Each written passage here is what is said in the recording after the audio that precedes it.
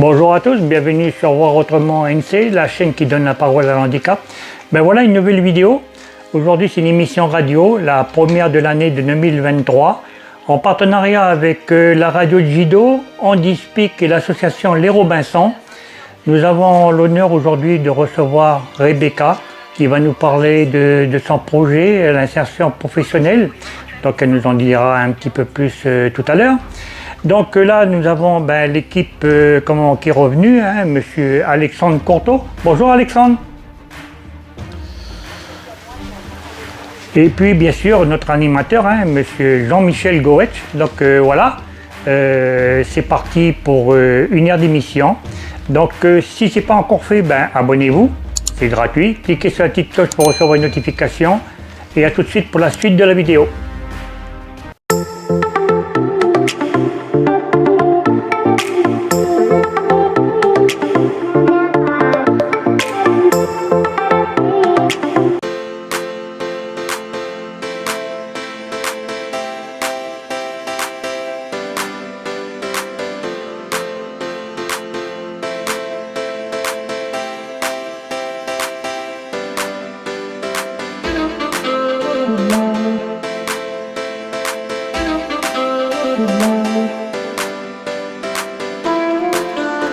Bonjour le pays, bonjour ça, bonjour la famille, et bien voilà. Merci à Momo encore pour la technique là, à la radio Jido encore pour nous accueillir. C'est l'association Les Robinsons qui redémarre une nouvelle année avec vous la famille là, humilité, respect à vous là sur nos 8 terres coutumières, nos familles là sur nos 33 communes. Nos 3 provinces, là, nos quartiers populaires, vous dans nos squats ou partout dans nos maisons, là, nos cases et nos tribus. Voilà, l'association Les Robinsons vous adresse ses meilleurs voeux pour cette nouvelle année, parce que c'est la première émission, Handispic. On redémarre sur une nouvelle saison, donc voilà, on vous souhaite la bonne année, les vœux des petits copains, des petites copines de l'association Les Robinsons qui sont toujours heureux de venir partager avec vous. Depuis 2015 déjà qu'on est ensemble là et que vous connaissez le petit délire là, le concept, c'est parler du handicap, parler de cette communauté là qui est là dans la société, dans le pays. Et voilà, le handicap, ça regarde pas ni la couleur ni le côté social d'où viennent les gens, ça touche toute la couche de la société. Et nous, on est heureux de venir partager ce monde-là avec vous pour continuer à découvrir qu'est-ce qui englobe le handicap sur notre petit caillou, sur notre beau pays de la Kanaki, Nouvelle-Calédonie. Donc encore un grand merci à vous d'être à l'écoute ce matin, un grand merci à Jido toujours de nous ouvrir les portes de ces ondes là depuis 2015. Humilité, respect pour le travail des anciens qui ont fondé cette radio et qui nous permet d'être présent auprès de vous là pour ce samedi matin. Je salue le partenaire aussi youtubeur. Cette émission, vous l'écoutez sur les ondes, mais vous pouvez après y avoir accès aussi sur internet, sur la chaîne Voir Autrement NC. Donc abonnez-vous, c'est gratos là, par les temps qui courent et la vie chère, voilà. Quand il y a des choses comme ça qui sont gratuites et que vous êtes connecté chez vous, si vous voulez voir les autres reportages qu'ont mis en ligne le grand frère Michel, voilà, le grand frère qui est déficient visuel, voilà encore un autre facette là du handicap qui nous accompagne, pour ceux qui veulent voir à quoi on ressemble, voilà, vous pourrez aller voir chez Maman Michel comment il met en ligne ses reportages pour un déficient visuel. Voilà, il y a des gens qui se disent mais il est vraiment déficient visuel le grand frère, voilà quoi, c'est sûr que oui, mais si, c'est un grand frère qui est vraiment malvoyant. Donc allez voir son travail qu'il fait là, les reportages qu'il a montrés sur nos familles, des associations partout depuis qu'il a mis en place ce partenariat avec nous là, il met en ligne nos petites émissions Vous pouvez encore revoir nos partages que nous avons eus hier avec tous nos invités. Et s'il y a des invités qu'on a reçus avant qui sont à l'écoute, ben voilà. Salutations, bisous à eux. Hein, là, c'est la grande famille, quoi, hein, qui viennent toujours intervenir ici sur nos ondes, quoi. Hein. Donc, après, la famille, hein, si je fais exprès de parler longtemps, si c'est fait aussi exprès, hein, c'est juste pour détendre les copains, les copines, parce que c'est stressant de se venir devant le micro. Hein, donc, je fais exprès aussi. Je sais qu'il y a des copains, des copines handicapés qui m'ont dit tu es trop bavard au début, raccourcis ta présentation. Ben oui, mais après, il y a la famille à nous qui sont stressés des fois. Donc, je fais exprès aussi de faire ce truc-là. Hein. Après, on est entre nous. Hein. Puis ce matin, ben, on accueille une grande sœur à nous, une sœur à nous là, qui milite sur son côté aussi, là, qui fait un travail de terrain, comme beaucoup d'autres invités sont déjà venus aussi présenter comme elle ce qu'ils font. Et puis bon, elle connaît un peu la maison, hein, sauf que la dernière fois qu'elle était venue nous rendre visite, ben, on était encore là-bas du côté du quartier de la vallée du Tir. Hein. Salutations aux frères et sœurs du VDT là-bas. Voilà, ce matin, on va accueillir Rebecca, hein, qui va nous parler de son petit quotidien, de son univers. Et puis qui va nous faire aussi, depuis la dernière fois où elle était venue, ben, il y a eu quand même des choses qui ont évolué. Hein, donc voilà, hein, on remercie Rebecca d'être ce matin, d'avoir répondu à notre invitation. Bonjour Rebecca. Bonjour à tous, merci aux copains de m'avoir invité ce matin. C'est toujours un plaisir de répondre positivement à cette invitation, à ces invitations, avec toujours des belles énergies, des beaux sourires. Et donc je suis ravie d'être avec vous ce matin. Génial, vous avez vu ça, vous entendez le son de la voix là? Ça c'est le son de la voix d'une d'une personne qui en veut et puis qui veut partager et puis qui veut donner aussi. Alors ouais, quand on connaît Rebecca, mais on sait que ça rigole pas quoi. Hein. Elle donne vraiment pour la famille là dont elle s'occupe hein, au niveau de l'handicap. Hein. Salutations monsieur Alexandre, comment vas-tu? Ça va, très bien. Les vacances se sont bien passées? Tranquille. Tranquille. Ouais, ben voilà, c'est notre petit Robinson à nous, toujours fidèle au poste, Alexandre, là, qui ben voilà, fait partie de cette jeunesse du handicap aussi, qui milite dans nos associations. Hein, et on salue d'ailleurs toute la jeunesse du handicap qui sont aussi à leur niveau, dans leur coin, qui font leur petit travail militant, quoi. Donc voilà, l'occasion de lancer aussi un appel hein, à vous, la famille auditrice et auditeurs, là, à l'écoute, les associations, en ce moment, les denrées là, rares, là, que c'est difficile à trouver, c'est les bénévoles. Donc, si vous avez du temps à donner, parce que c'est toujours les personnes âgées qui sont à la retraite qui donnent beaucoup, hein, le bataillon de bénévoles dans les associations, c'est des personnes âgées. C'est vrai qu'ils ont plus de temps à donner parce qu'ils sont plus libres. Mais ça ne veut pas dire que les jeunes, là, ou les moins jeunes, et voilà, quoi, les papas et les mamans, ben, vous avez forcément du temps, quand on veut, on peut, hein, de donner du temps dans le bénévolat, que ce soit pour les associations caritatives, social handicap, culturelles, sportives. Donc, big up à tous les bénévoles qui sont déjà présents dans notre tissu associatif du pays, hein, tissu associatif qui fait beaucoup de travail, et bravo à toutes ces associations qui œuvrent. Grand frère Michel, tu vas bien là? Ah oui, moi c'est super cool, toujours d'attaque, toujours prêt, toujours à participer, toujours comment ça c'est mon taf à moi, je me sens bien et puis je suis tellement heureux d'être là avec vous que voilà, je pense pas à mon handicap quand je suis sur le terrain en train de faire de mettre en image les personnes en situation de handicap et surtout quand on vient parler de l'handicap, pour moi c'est génial. Je voudrais juste apporter un petit rectif là, j'ai oublié de saluer notre sponsor, la SFAC. Donc voilà, coucou à SFAC, notre sponsor pour 2023. Merci. On salue le sponsor qui finance aussi notre petite émission. On est obligé de, c'est plus un remerciement, un retour de coutume, quoi, hein, parce que voilà, par les temps qui courent, hein, on cherche des sponsors à droite et à gauche pour nous aider dans nos projets. Et donc, on salue ce sponsor qui a bien voulu nous aider sur ce projet émission de radio. Ouais.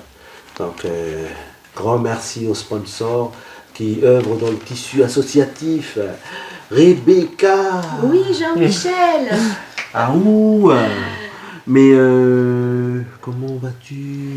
Mais je vais bien. Et je toi, vais tes bien. vacances là, ta fin d'année, ton début d'année? Oula, bah alors c'est pas vraiment, j'ai pas eu de vacances parce qu'il se passe beaucoup de choses du côté de Magenta dans la structure d'insertion en vie que Voilà. j'ai créée maintenant depuis 2021. C'est ça. Et donc toute ma petite équipe et moi-même, on a été à fond pour préparer Noël, pour pouvoir vendre de belles choses aussi à Noël.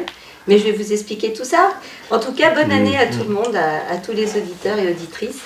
Que ça soit une année quand même plus sereine que celle qu'on a passée ces 3 dernières années. On l'espère sereine et militante, j'ai envie de dire.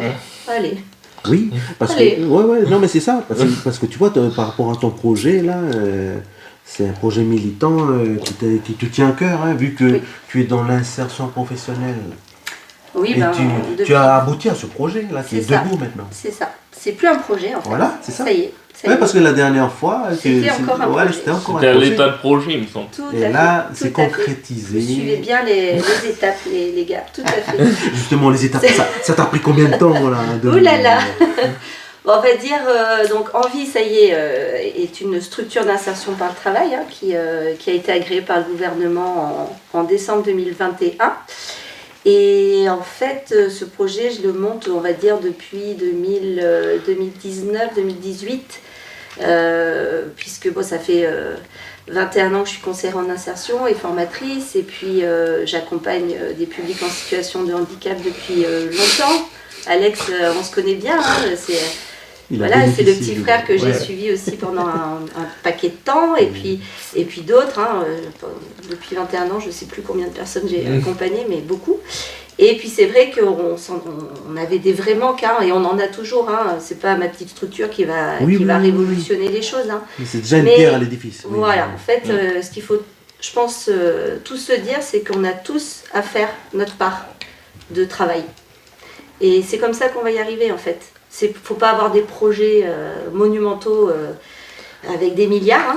C'est pas ça le but. Le but, c'est de faire des petits projets concrets qui permettent déjà de changer la vie de quelques personnes. Donc on va dire qu'Envie, depuis 2016, depuis le schéma directeur du handicap, j'y pensais. Et puis ça s'est concrétisé, et puis après le temps de trouver les financements, les partenaires, comme vous parliez tout à l'heure, c'est le nerf de la guerre, avoir des partenaires aussi financiers qui aident à monter les projets.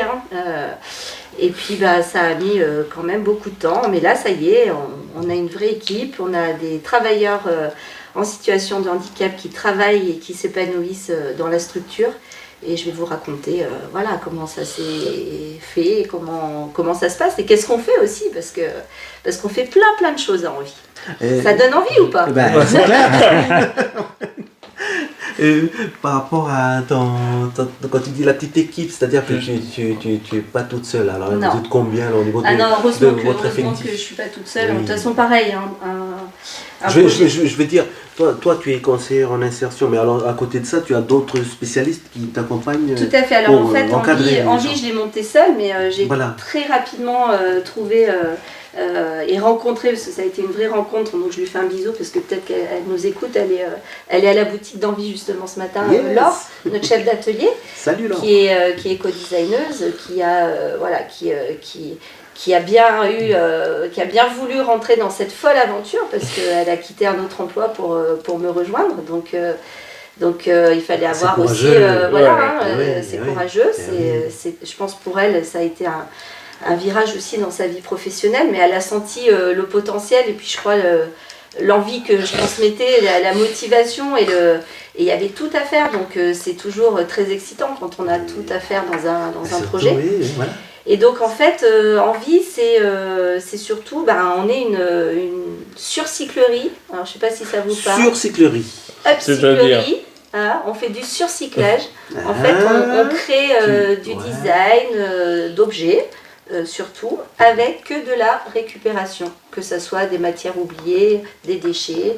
Et Laure qui est donc justement spécialisée là-dedans, et notre créative de l'équipe, c'est-à-dire qu'elle design des objets. Vous transformez des choses. Oui, on transforme. On transforme même des matières. Au-delà de, on n'est pas dans un processus de recyclage, c'est-à-dire une bouteille bouteille plastique ne redevient pas une bouteille plastique chez nous.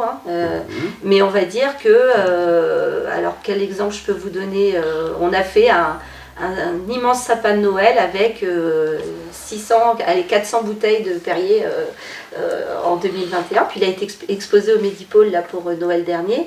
Et donc on donne une nouvelle vie en fait à des matières, à des objets, à des déchets. Donc ça peut aller on récupère du bois, des palettes et on en fait effectivement là on a fait un très beau meuble, voilà, avec bois de palette, carton, joint torique pour faire les petites, comment ça s'appelle, pour les tiroirs en fait. Enfin, voilà, le but étant de faire que de la récup et de pouvoir faire de jolies choses parce qu'on est très attaché à ça. Voilà, de retransformer et de faire du beau. De l'utile, avec des matériaux qui sont à la base voués à la déchetterie ou à l'enfouissement. Donc le but étant qu'on arrête de trop gaspiller aussi. Et oui. Parce qu'on se rend compte qu'il y a quand même beaucoup de société choses, de consommation. voilà, beaucoup de choses qui peuvent être récupérées, transformées, reconditionnées pour en faire de nouvelles choses. Laure m'a rejoint donc dans l'aventure. Émilie, notre conseillère en insertion de l'époque aussi, puisqu'en fait on a cette double activité. On fait du surcyclage, mais on fait surtout de l'insertion professionnelle des personnes en situation de handicap. Donc en fait on accueille pendant 8 mois, des parcours d'insertion de 8 mois, des demandeurs d'emploi en situation de handicap qui souvent ont pas eu d'activité pendant longtemps, mais qui savent quand même. Alors nous, la seule chose qu'on demande, c'est quand même savoir bricoler, servir un peu de ses mains, pouvoir visser, meuler. Voilà, il faut quand même avoir. Ça veut dire que tu ne pourras pas accueillir tout handicap finalement. Non, après on essaye vraiment, on adapte vraiment tous les postes de travail. C'est vrai qu'il y a des handicaps qui, avec les mains, ils ne pourront pas forcément bien attraper les choses. Voilà, c'est ça. Après, tu vois, là on accueille un monsieur bientôt qui est hémiplégique, mais qui sait quand même, il a adapté sa façon de faire les choses et il sait quand même se servir de sa main qui pourtant est un peu abîmée. Donc en fait on essaye aussi, ça a été c'est le gros challenge de tous les jours dans notre structure, c'est d'adapter un maximum tous nos postes de travail au handicap de notre personnel. On a, je fais un petit coucou, on a Naomi qui est en fauteuil roulant, on a adapté les établis, etc. Et elle arrive à tout faire, l'autre fois elle a soudé, enfin voilà, le but étant quand même de toujours adapter en fonction du handicap de la personne. Justement, c'est quoi vos effectifs à peu près sur une année, sur quelques mois? Alors, le parcours d'insertion, il dure 8 mois. Et là, on en est... l'an dernier, on a accueilli, on va dire, 6 travailleurs. On en a déjà 4 là qui sont, ça y est, qui sont partis parce qu'ils ont trouvé du travail. C'est le but. C'est le but. C'est un tremplin d'insertion, voilà. Et quand tu dis trouver du travail, en CDI ça dépend. On essaye, en CDI, mais là, ça a été des CDD qui se transforment en CDI par la suite. Ouais. Et on continue à les accompagner. Quand ils sortent du parcours en vie en fait.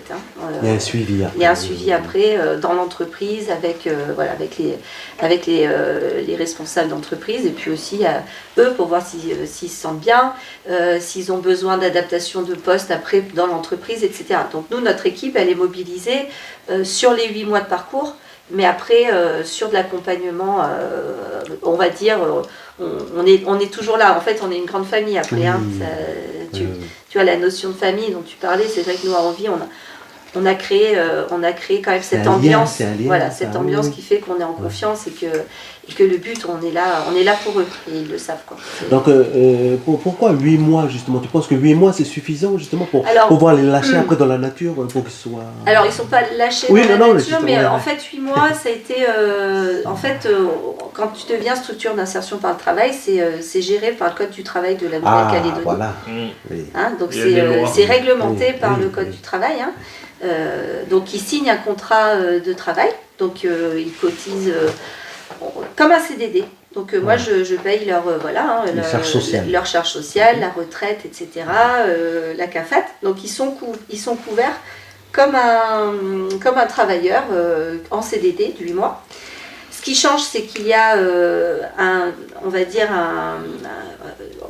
volume horaire qui est un peu plus faible qu'un temps plein. Ils sont à 30 heures par semaine avec la partie insertion incluse dedans. Donc ils font à peu près 25 heures d'atelier et 5 heures, on va dire, d'insertion pour travailler leur projet professionnel, lever les freins. Parce qu'il y en a beaucoup, hein, on sait que le logement est un vrai frein, les problématiques des fois familiales, les problématiques de paperasse, hein, vous connaissez bien tout ça. Plusieurs de tes bénéficiaires vivent encore avec la famille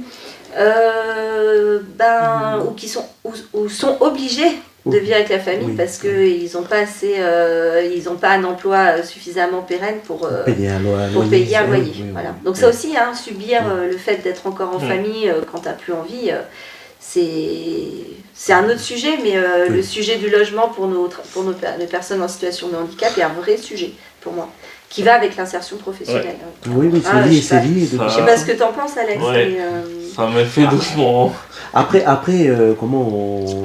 c'est vrai qu'il y a quand même des collègues qui ne sont pas forcément en insertion professionnelle, mais qui ont quand même leur logement tout seul, quoi, hein, même sans un travail. Parce qu'ils ont leur allocation handicap. Oui, mais parce qu'il y a l'allocation, des fois il y a des personnes aussi... À ce propos, est-ce que ces bénéficiaires, ils touchent le salaire plus l'allocation handicap ou comment ça se passe là? Oui, parce que il faut savoir que l'allocation minorée, hein, donc quand la personne elle a de travail, ou je crois quoi. 65% hein, de taux de handicap, d'accord, la personne touche l'allocation minorée qui est de 52 000 francs à peu près par mois. Faut savoir que quand il a un salaire et que ça complète l'allocation, et donc que ça ne dépasse pas le SMG, il ne perd pas son allocation. Ah, ok. Voilà. Après, quand la personne est à temps plein avec un salaire plus que le SMG, l'année d'après, effectivement, il perdra l'allocation parce qu'ils estiment qu'il a un emploi et donc il n'a plus besoin de cette allocation minorée. Voilà. Juste une question, Rebecca, à propos de ce sujet-là.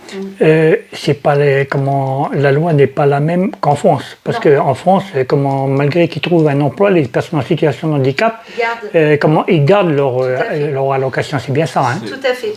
De toute façon, on n'a pas les mêmes lois qu'en métropole. Hein. On est beaucoup moins, loi de pays. Hein. On est beaucoup moins protégés hein, en Nouvelle-Calédonie. En tout cas, les personnes en situation de handicap. Voilà, tu donnes cet exemple, Michel, c'est tout à fait vrai. En métropole, en fait, c'est l'état de handicap que tu trouves un travail ou pas. C'est ton état au final d'être en situation de handicap qui fait que tu as ton allocation. Et ça, elle est pérenne parce que à moins que ton état il évolue et que tu ne sois plus en situation de handicap, là effectivement l'allocation disparaît. En Nouvelle-Calédonie c'est un peu différent, c'est une allocation en fonction de l'activité professionnelle ou non. Donc une personne qui après travaille à un emploi, effectivement, la CAFAT ne verse plus cette allocation. Est-ce que ça n'encourage pas, je pose simplement la question, est-ce que ça n'encourage pas certaines personnes en situation de handicap, après tout ils disent pourquoi aller fouiller du travail, pourquoi aller m'embêter à prendre un transport, faire ceci, faire cela, alors qu'en restant à la maison, je touche une allocation puis ça me suffit. Oui, alors... Ça, c'est des choix aussi de vivre. Après, vivre avec 52 000 francs par mois, je ne sais pas qui arrive aujourd'hui à le faire. Hein. Peut-être à la tribu, en sachant qu'on va avoir le petit champ à côté, la pêche, la chasse.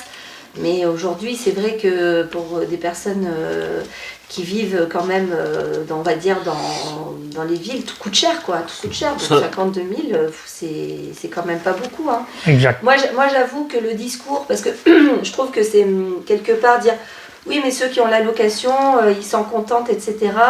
Moi, je trouve que c'est pas vrai, déjà, parce que ça fait quand même plus de 17 ans que j'accompagne des demandeurs d'emploi en situation de handicap. Et on sent quand même, il y a beaucoup de motivation. Hein, moi, je ne vous cacherai pas que depuis que j'ai créé Envie, et je les félicite parce que c'est des leçons de vie tous les jours. Oui. Vous voyez ce que je veux dire? Oui, Je ne suis pas en situation de handicap, d'accord? Je travaille avec mes frères et sœurs en situation de handicap depuis de très nombreuses années, mais c'est des leçons de vie parce que même s'ils arrivent de la coulée, je fais un petit tata Raphaël, il se reconnaîtra, même s'ils viennent de loin, toujours là à l'heure, la ponctualité. Pourtant, franchement, ils démarrent le contrat d'insertion, c'est 50% du SMG, c'est pas grand-chose. Mais voilà, il y a la volonté d'y arriver, la volonté de se challenger. Et je pense que c'est ça qu'il faut retenir, c'est que la résilience des personnes en situation de handicap est beaucoup, beaucoup plus forte que la résilience, je pense, chez des personnes valides. Et ça, c'est un coup de pub aux entreprises qui ne veulent pas embaucher. Mais tout à fait. Parce qu'il y a un blocage de ce côté-là. Mais ça, je peux le dire. Après, bon, je dis toujours, on peut être en situation de handicap et bête, mais ça, elle est valide aussi. Hein. Il y a des gens qui sont... Il y a des gens en situation de handicap, on dit, ah bah oui, mais il peut être, je sais pas...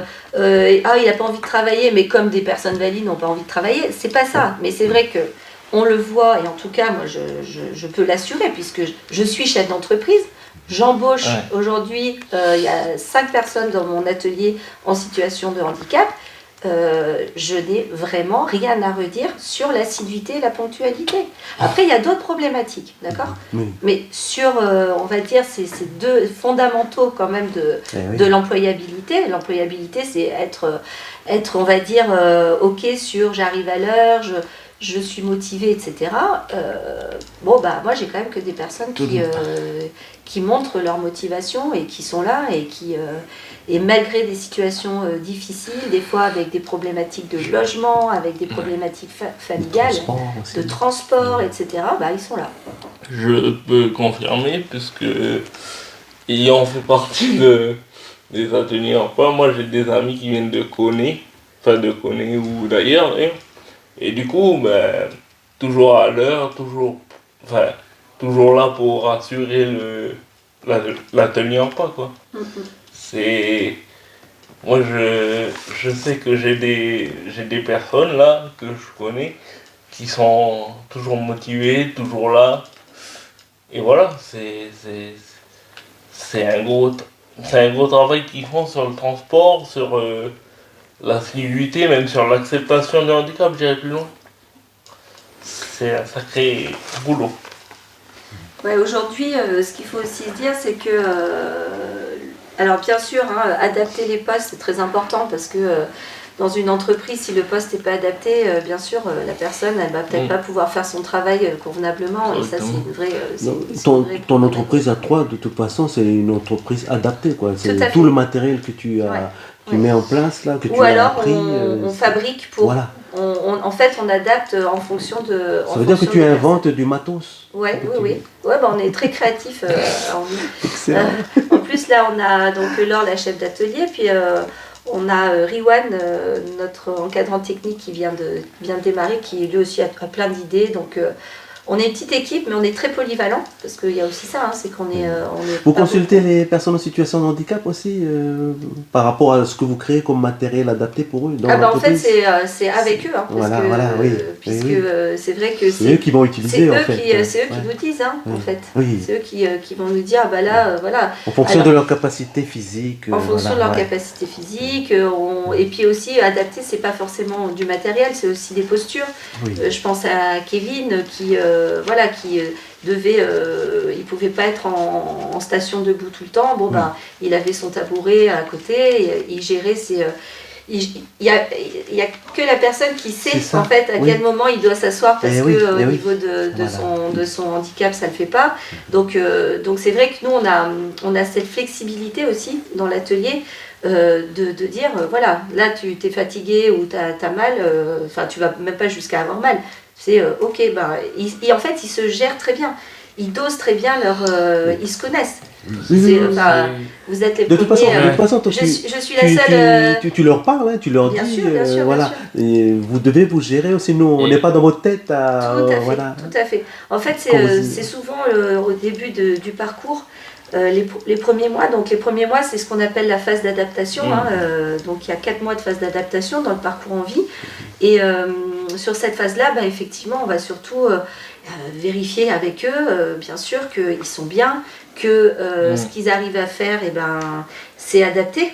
C'est adapté à leur handicap, c'est adapté à leurs envies. Après, on ne peut pas faire que des choses qui plaisent. Ça reste une entreprise. Parce que après, quand ils vont quitter Envie, dans l'entreprise où ils vont devoir essayer de s'insérer, il faudra qu'ils s'adaptent eux aussi. Tout à fait. L'entreprise aussi doit s'adapter. Mais d'ailleurs, est-ce que tu invites des entrepreneurs à venir visiter Envie? Oui, parce qu'on crée des partenariats. On a eu la directrice de SCB, une grosse entreprise de BTP là, qui est venue mardi dernier, et qui a été vraiment, on sentait qu'elle était touchée parce que c'est vrai qu'on se rend compte qu'on arrive à travailler tous ensemble, C'est faisable. que c'est faisable, bon, que on est une petite structure, mais c'est déjà bien. mais elle a senti Faut effectivement montrer, qu'il y avait, qu'il y a de très belles choses de faites. Il y a et on est une entreprise, c'est-à-dire que à la différence peut-être des fois d'associations, nous on n'a pas des subventions qui couvrent l'entièreté de notre structure. Donc il faut D'ailleurs, comment tes financements Alors, on a une partie des financements via le FIPH qui finance des parcours, le Fonds d'insertion professionnelle pour le handicap, du Conseil du handicap et de la dépendance, donc qui m'ont soutenu pour lancer la structure. Mais à l'époque, Madame Chamorro, qui était la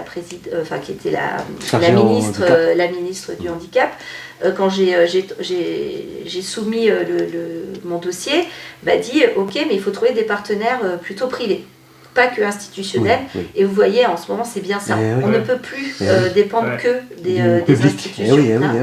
Et donc, je suis allée taper à beaucoup de portes.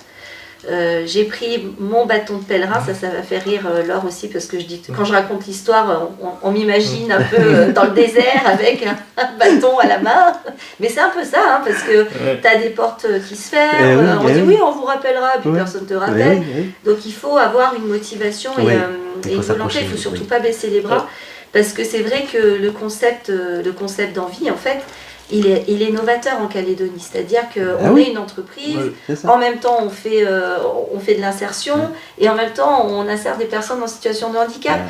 Donc, et on fait de l'éco-design et du surcyclage. Donc c'est vrai que c'était un peu... Les gens, ils n'avaient pas trop trop l'habitude. Ils ont dit, mais elle a pété un plomb, Rebecca, ou quoi?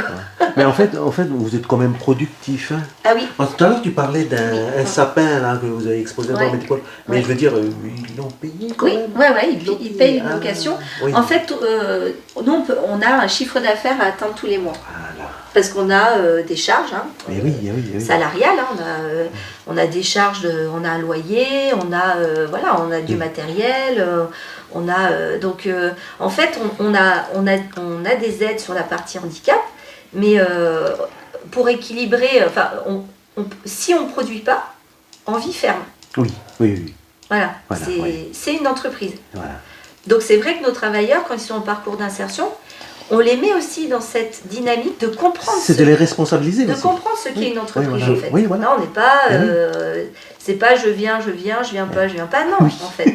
En fait, si le travail n'est pas fait et si les commandes qu'on a signées, les devis, etc., c'est pas fait dans les temps et comme on veut, c'est-à-dire de qualité, jolie, on ferme la boîte. Parce qu'il y a un certain rendement à tenir, en fait. Oui, tout à fait. Alors, on adapte, vous voyez, la semaine, en fait, de nos travailleurs, elle est le lundi, mardi, ils travaillent toute la journée, le mercredi, ils travaillent que le matin, comme ça, ils ont quand même le mercredi après-midi pour se reposer. Le jeudi, c'est toute la journée. Le vendredi, ils sont en insertion, donc ils ne sont pas en atelier. Dans les entreprises Non, en insertion chez nous. On a une conseillère en insertion qui les accompagne pour leurs projets professionnels, pour faire les enquêtes métiers, pour leur trouver des stages. Enfin, Alex, il connaît bien, ça c'est vraiment ma partie, donc il connaît. Donc maintenant, c'est Janine, notre conseillère en insertion, qui les accompagne. Et le vendredi après-midi, on a toujours notre réunion d'équipe. Faire le point. Parce qu'on fait, moi je manage d'une manière assez, on va dire, c'est pas pyramidal du tout, hein, c'est-à-dire que on prend les décisions, voilà, on essaye un maximum de prendre les décisions ensemble. Après, c'est le moment justement de dire, voilà, est-ce qu'on a atteint notre chiffre d'affaires, bon, qu'est-ce qu'on se donne comme objectif pour la semaine prochaine. Et en fait, je pense que nos travailleurs, ils comprennent en fait que, oui, leur activité professionnelle va permettre à l'entreprise de pouvoir payer des salaires. C'est leur activité, c'est notre activité à tous. Hein, ça les conditionne déjà pour à l'après envie. Parce que envie, c'est vraiment un tremplin. Voilà, c'est un tremplin, c'est ça. C'est un tremplin.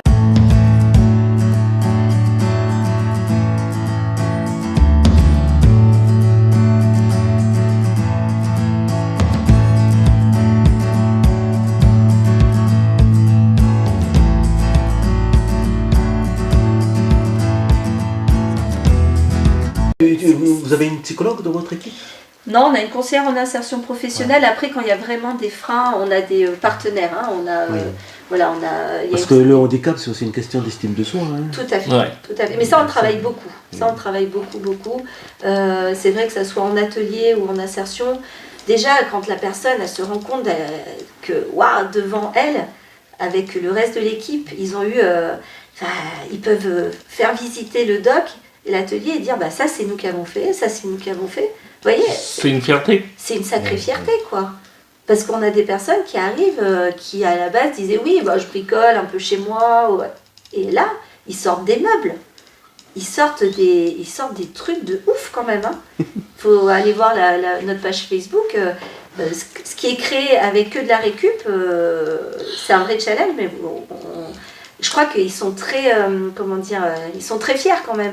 Quand la lampe Nautile, là on a Kevin qui est parti, qui est en pré-emploi, hein, donc qui a quitté Envie pour être en entreprise. Excellent. Et il s'est réalisé lui-même sa lampe Nautile, qu'il a appris à réaliser durant les mois de parcours. Et il est parti avec sa lampe. C'est un aboutissement magique. Et je remercie Laure d'avoir eu cette idée de vas-y, fais-toi ta lampe et comme ça tu vas être encore plus fier parce qu'il les a toujours fait pour la vente, mais là il se les fait pour lui. Et pour chez lui. Et c'est vrai que c'est fort comme symbole en fait. Tu peux construire, meubler pas meubler tout le logement, mais quand tu fais une commande de commode par exemple, tu peux tout à fait. venir meubler oui, bien sûr. Parce que moi je suis, tu le sais peut-être pas, mais moi je suis dans une grosse démarche de logement. Oui, je sais. Donc, voilà. Ça sera avec plaisir qu'on te fera un petit meuble à toi, Alex. Hein. Non, on fait des commandes. Donc on peut faire des commandes spécifiques. Ça peut, bien sûr. Ça peut aller. Nous, on fait. On réalise plein de choses pour la boutique. D'accord. Donc, ça peut aller de la lampe à la petite console, à la table basse, à des sacs qu'on fait avec des récup de toiles ombrières, etc. Donc on a des partenaires qui nous font confiance, qui nous permettent, je ne sais pas si j'ai le droit de dire des noms, mais des entreprises qui nous font confiance et qui nous permettent de récupérer leurs déchets ou leurs chutes. Bon, l'exemple c'est Storissimo, on récupère toutes leurs chutes. Nous on fait plein de choses avec. Eux, ils s'en servent pas. De toute façon, ça va partir après à la benne. Mais nous, c'est une source de création énorme. Donc, on a Bluescope, on récupère toutes leurs chutes de tôle. C'est comme ça qu'on fait nos lampes Nautiles, on fait des bougeoirs, on fait des panières à fruits et légumes, on fait plein de choses. En fait, Donne-nous un exemple de prix, parce que là, en ce moment, avec la vie chère et tout, c'est juste pour avoir un ordre d'idée de, par exemple, ton lampe en bougeoir, tu la vends à Combien en gros Notre petit bougeoir, là, Ouais. alors, je voudrais pas te dire de bêtises, je crois qu'il est à 3000 francs. C'est vrai que la lampe Nautil qui demande beaucoup de travail et qui nous demande quand mais même c'est un aussi. travail artisanal. Hein. Tout à fait. En Ouais, fait, là, ça on est prend du vraiment temps, dans de l'artisanat sur la Ouais. lampe Nautil. Là, c'est sûr qu'on est à des tarifs un peu plus chers.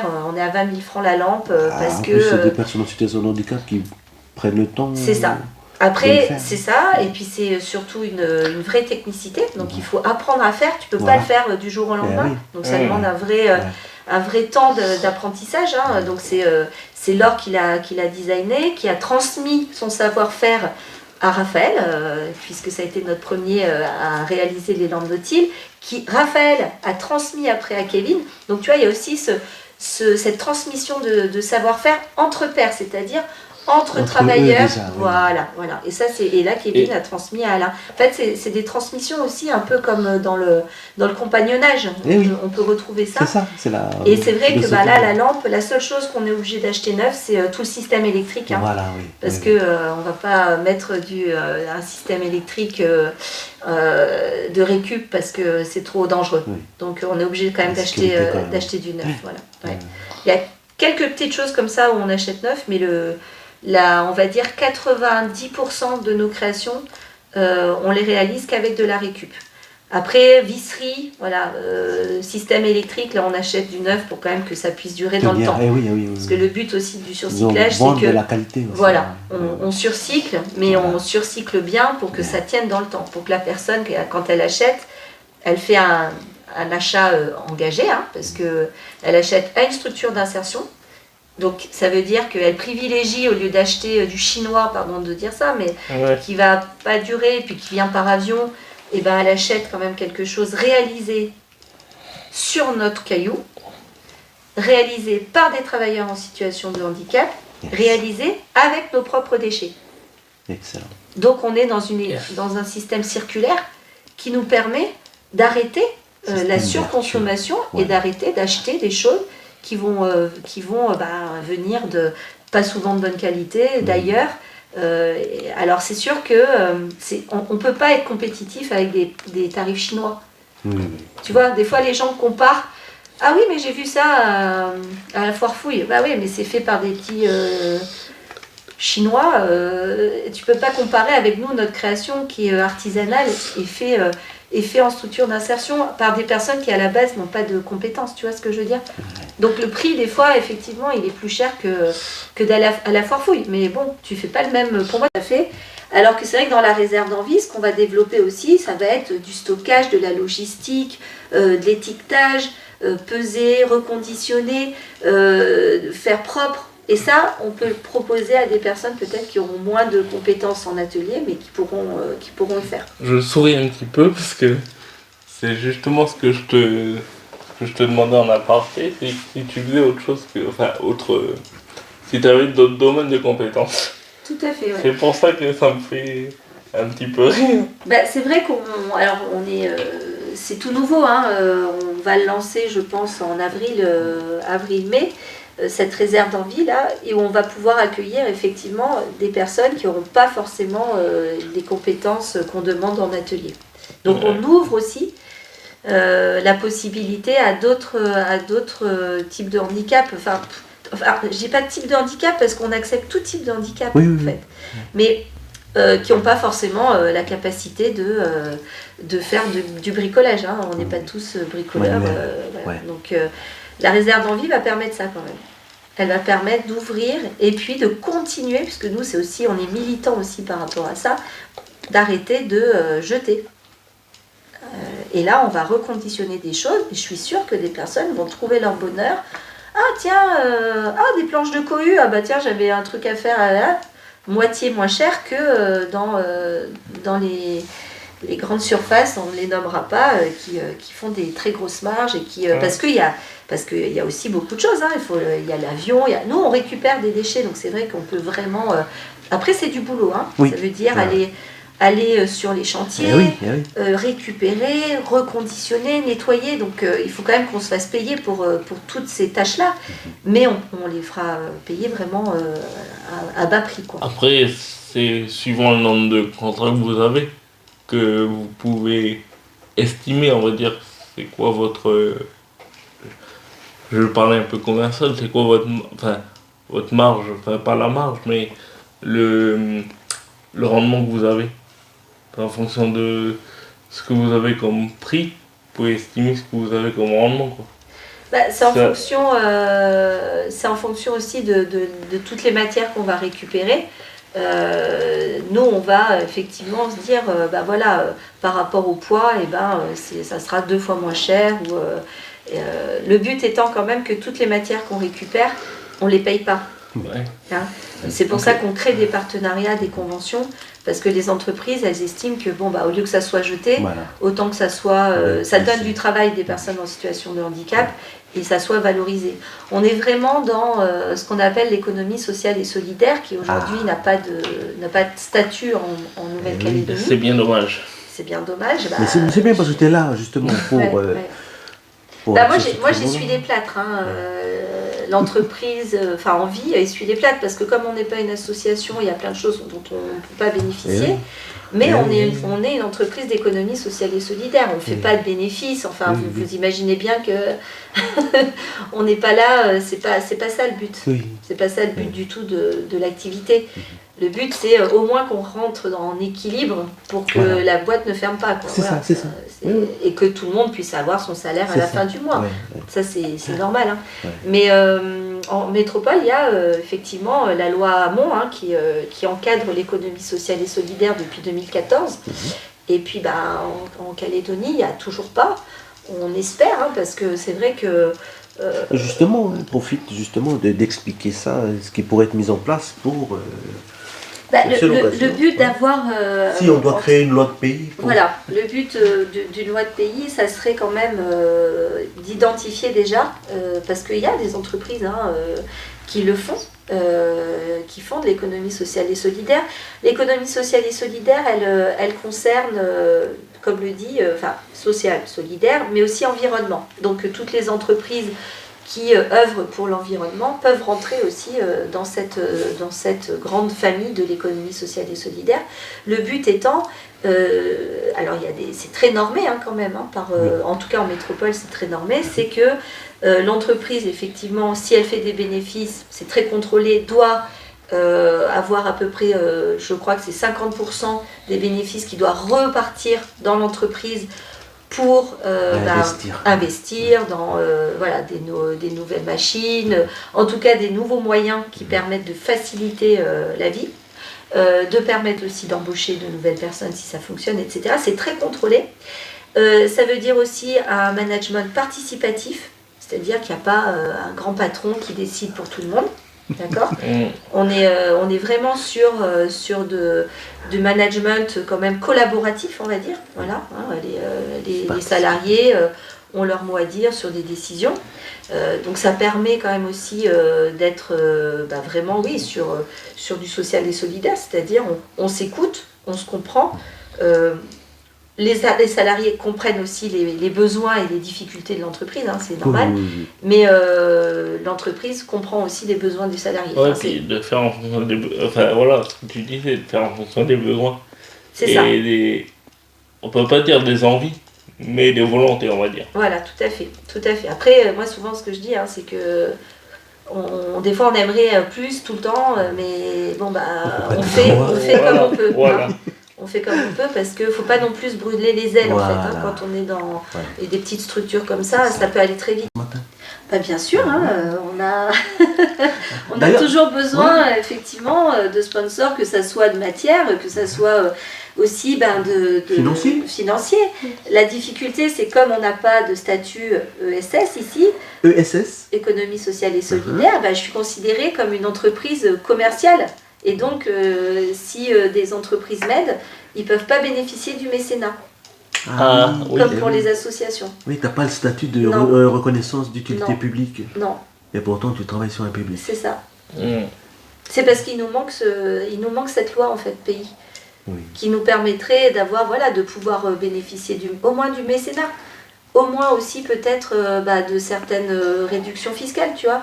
Là, on a rien. Rien du tout là. Parce que t'as même pas l'aide les choses qui sont mises en place par le collectif, c'est-à-dire les 6 mois de charge patronale enlevés sur les 8 mois de contrat que tu peux avoir? Alors ça, je vais le faire puisque j'ai embauché un assistant administratif à mi-temps pour m'aider, en situation de handicap bien sûr. Et là, je vais pouvoir effectivement bénéficier du FIPH pour le remboursement des charges patronales. Mais le salaire, ça reste très... Enfin voilà, pour une petite structure, t'es quand même toujours... c'est fragile quoi. On n'est pas... On n'a pas les reins... moi, j'ai des reins très fragiles. Hein, mais c'est normal. Et après, c'est le challenge. Hein, mais c'est une grosse pression. Des fois, on ne se rend pas compte, mais... Les petits chaînes d'entreprise, faut pas croire.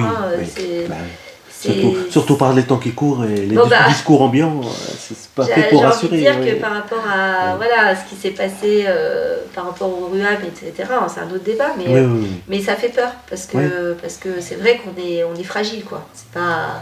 On n'est pas des grosses boîtes de la place, quoi. On est une petite structure avec des petits moyens, mais je crois que c'est ça qui est bien. Ma petite Rebecca. C'est déjà l'heure. Oui, mais non. Ça passe tellement vite. Et puis, on a encore tellement. Mais c'est l'occasion justement. Mais moi, je suis tellement pipelette en plus. On l'est nous tous. Mais ce sera l'occasion. C'est parce qu'on est des passionnés. À chaque fois, on ne s'ennuie pas. Ça veut dire qu'il faudra que tu reviennes de toute façon. Et avec tes bénéficiaires. Pour refaire avec nos travailleurs. Refaire un bilan des avancées depuis. Quoi.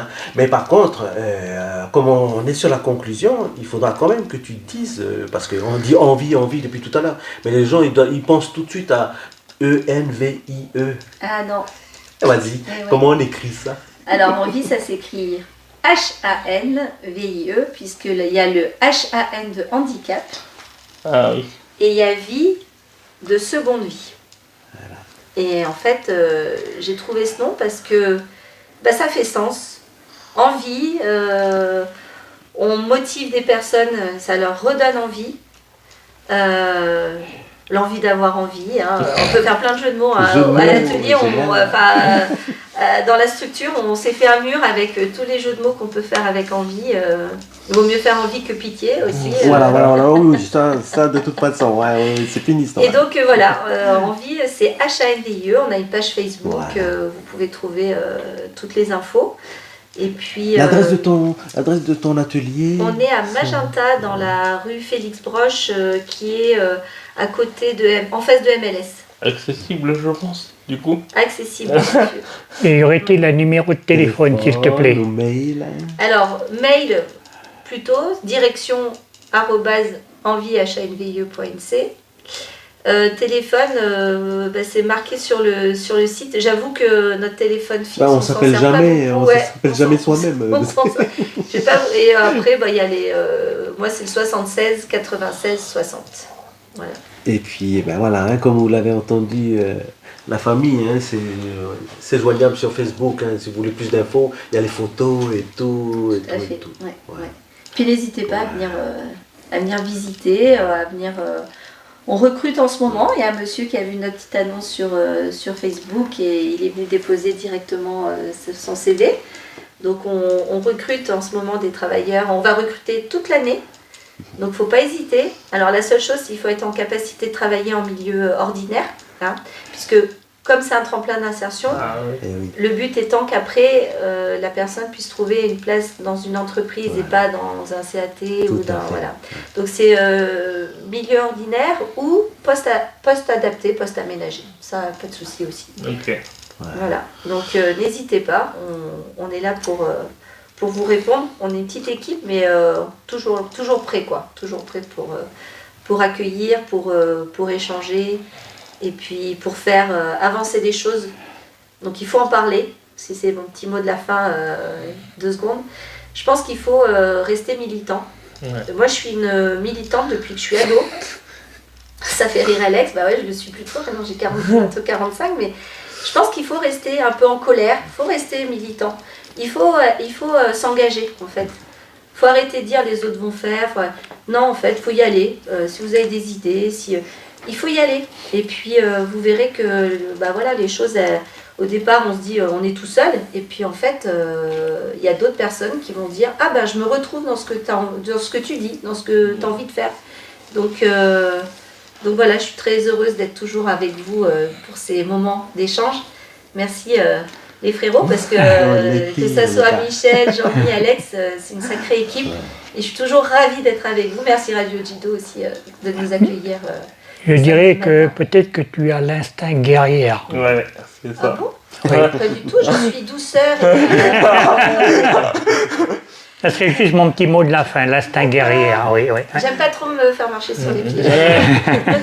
Voilà la famille, eh ben, vous avez pu encore constater ce matin hein, une autre facette du handicap. Là. En plus, voilà, c'est une facette qui vient de se mettre en place grâce à Rebecca et son équipe que nous encourageons de tout cœur et de toute façon que nous allons réinviter de toute façon ouais. parce qu'il faut qu'ils reviennent reparler de leur évolution d'ici là. Quoi.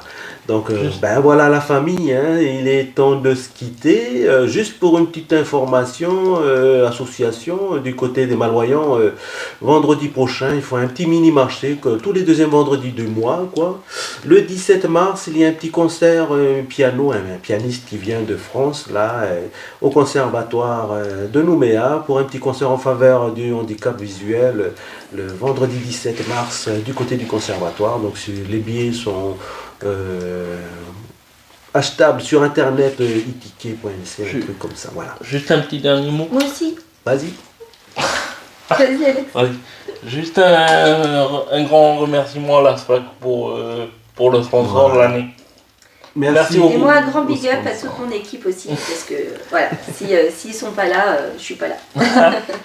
Ok, Merci puis moi pour à la vous. mot de la fin, je dis merci Momo. Merci. Voilà, merci Jido.